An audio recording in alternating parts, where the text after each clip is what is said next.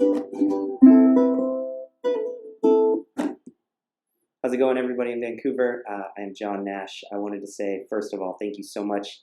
Last weekend was great. I had an amazing time performing, and I had an amazing time teaching and being able to connect with so many of you guys. I wish I could have met all of you, but maybe next time. So this is a follow-up video to the chord melody workshop that I taught. I'm just going to go over a couple of the basic concepts that we talked about, and then I'm going to play a version for you so you guys have some sort of reference.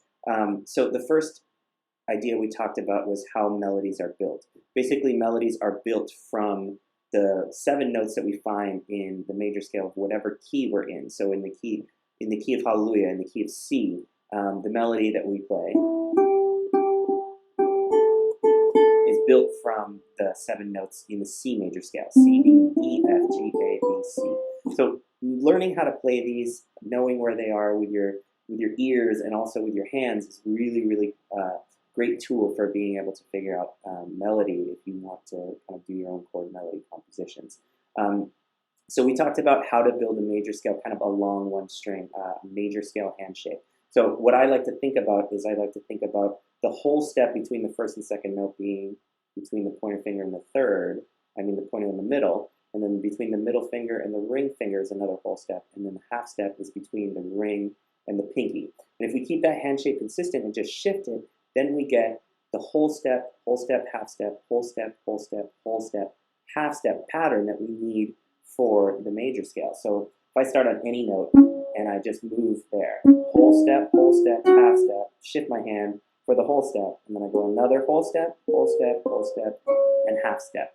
So if I move that to any position, then I'm playing a major scale starting on whatever note I start on. So I can play an F sharp major scale. I can go the note E, F, and there's going to be my starting note, F sharp. So now I just move through that hand shape, and I have an F major scale. Cool? Just kind of a simple way to, and for me, kind of a logical way to see how the relationship between all of those notes looks kind of in one line. So the next thing we talked about was how to integrate that melody with our chord progression. So our chord progression, it was on that handout, on that sheet, and what we want to do is we want to play a very simple strum pattern, because we're trying to do something kind of complicated, which is add the melody to the chords that we're playing. So we also learned a few new ways to hold chords. We learned kind of this new way to hold a C with this G note on top. We learned another way to play A minor, kind of with this extension here, and then a way to play F, and then moving the melody note, and then G, and then another way to play E. Yeah?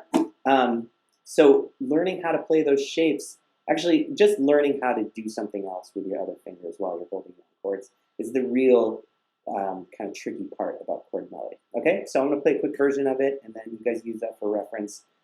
Anytime you're kind of wondering if it sounds right, try to go back to the video, listen to it, play slowly. Remember, we can always make this as complicated as we want later on down the road, but really try to get down the simple version first, okay?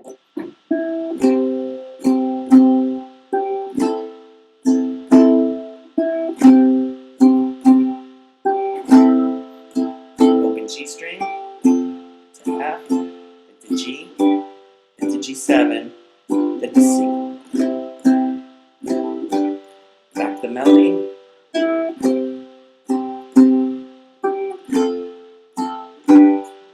Minor, then switch to F, then move the melody note, then the chord G, then the E,